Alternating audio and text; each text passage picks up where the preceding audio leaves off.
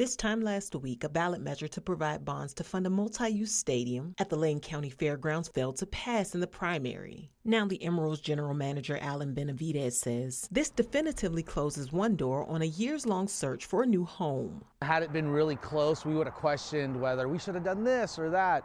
And it was a fairly wide margin and have accepted it, and we're moving on. The M's have called Lane County home since 1955, currently playing at PK Park Stadium, home of the University of Oregon Ducks. A new stadium at the fairgrounds would have cost about $90 million, with a guaranteed $15 million from the state, plus federal and team funding already in the bag, pending additional matching funds from the city and county. The city of Eugene couldn't afford the bill and put it before voters, but it was money voters weren't willing to part with. Now the team is having aggressive conversations with 3 new communities ahead of a move before their lease at PK Park ends in 2030. We have to pay additionally each year for the additional games, and we have to pay for the visiting trailers, and it's really expensive for us to operate here, so we need to get out as soon as we can.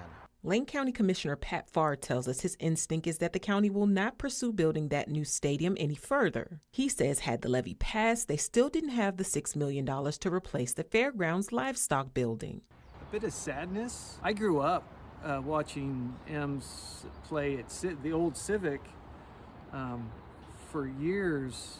It's just been a tradition.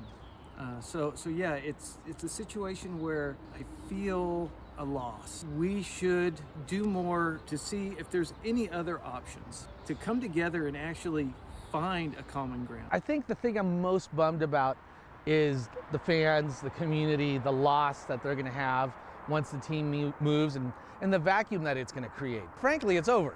Taxpayers for Transparency launched a campaign against the stadium, saying it would cost taxpayers $100 million. Benavides says those numbers were inflated. Reporting in Eugene, I'm Gold Meadows.